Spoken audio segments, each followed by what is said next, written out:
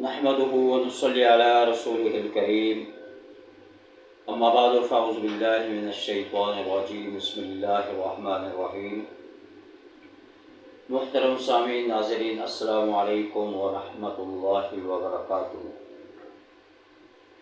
14 اگست سن 2024 کو پاکستان اپنا 77واں یوم آزادی منانے جا رہا ہے۔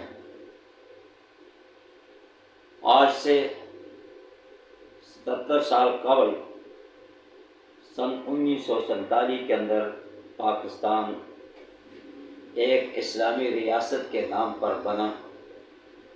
پاکستان ایک کلمے کی بنیاد پر پاکستان بنا اور قائد اعظم محمد علی جناح رحمۃ اللہ تعالی نے پاکستان کے بنانے میں اور ان کے شانہ بشانہ ہمارے اکابرین علماء دیوبند حضرت مولانا شبیر احمد عثمانی رحمۃ اللہ تعالی، حضرت مولانا ظفر احمد عثمانی رحمۃ اللہ تعالی، حضرت مولانا مفتی محمد شفیع رحمۃ اللہ تعالی اور حضرت مولانا اشرف علی تھانوی رحمۃ اللہ تعالی کی محنت تھی۔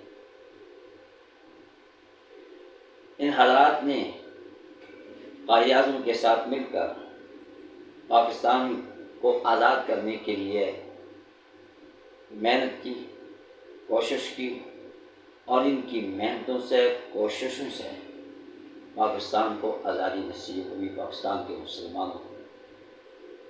اور یہ آزادی اللہ تعالیٰ کی بہت بڑی نعمت ہے۔ اس آزادی پر جتنا بھی اللہ کا شکر ادا کرے کم ہے۔ ان لوگوں سے پوچھو کہ جو آج غیروں کے غلام بنے ہوئے ہیں، وہ آزادی کے ساتھ اپنی مذہبی عبادات ادا نہیں کر سکتے ہیں، ان کو کوئی پابندیاں ہیں غیر مسلموں کی۔ تو اس لیے الحمدللہ آج ہم پاکستان کے اندر آزادی کے ساتھ اپنی اسلامی روایات کو قائم رکھ سکتے ہیں۔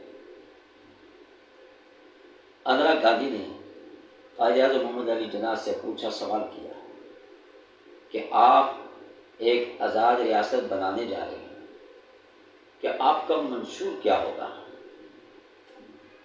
اس آزاد ریاست کا، ملک پاکستان کا منشور اور دستور کیا ہوگا؟ اس کے جواب میں قائد اعظم محمد علی جناح رحمۃ اللہ تعالیٰ نے فرمایا کہ ہمیں کوئی نیا دستور یا نیا منشور بنانے کی ضرورت نہیں۔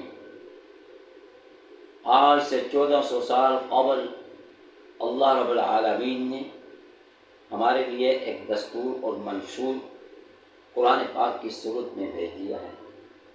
آج سے 1400 سال قبل ہمارے لیے منشور اور دستور ہمارے پیغمبر صلی اللہ علیہ وسلم کی شریعت ہے۔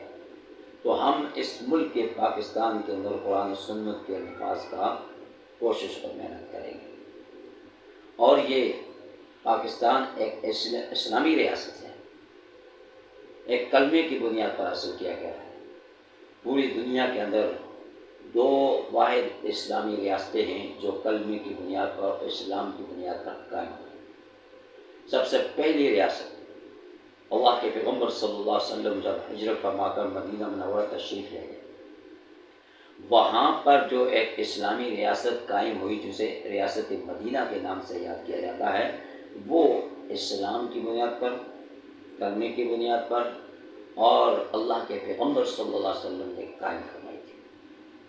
اور دوسری ریاست جو اسلام اور کلمے کی بنیاد پر اس ملک میں، اس دنیا میں مارز وجود میں آئی، وہ ملک پاکستان ہے۔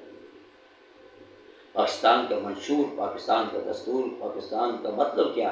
ہمارا لا الہ الا اللہ۔ کہ یہ آزادی جو ہے، یہ ناچنے کے لیے نہیں، گانے بجانے کے لیے نہیں، باجے بجانے کے لیے نہیں۔ یہ آزادی جو یہ ہمیں اس ملک کے اندر آزادی نصیب ہوئی ہے، یہ ملک آزاد ہوئے ہیں، یہ ایک اسلامی ریاست بنانے کے لیے تھا۔ اس ملک پاکستان کو قرآن و سنت کے مطابق اس کے اندر اسلامی قوانین کو پیدا کرنا تھا، لیکن بدقسمتی سے قائد اعظم محمد علی جناح کو یہ موقع نہیں ملا، اور اس کے جانے کے بعد ایسے اس ملک کے اندر ایسے حکمران، سیاستدان اور ایسے وڈیرے اس کے اوپر مسلط ہو گئے کہ جو اس ملک کے پاکستان کو اسلام سے دور کر دیا۔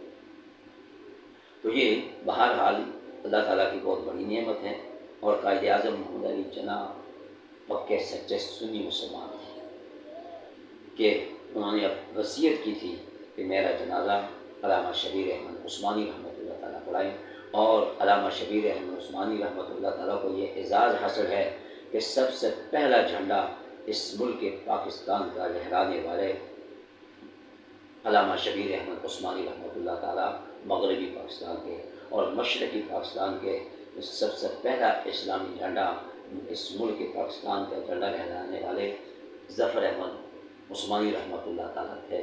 تو یہ اعزاز بھی علماء دیوبند کو حاصل ہوا کہ جنہوں نے علماء دیوبند کے اکابرین نے اس ملک پاکستان کا سب سے پہلا جھنڈا لہرانے کی سعادت حاصل کی۔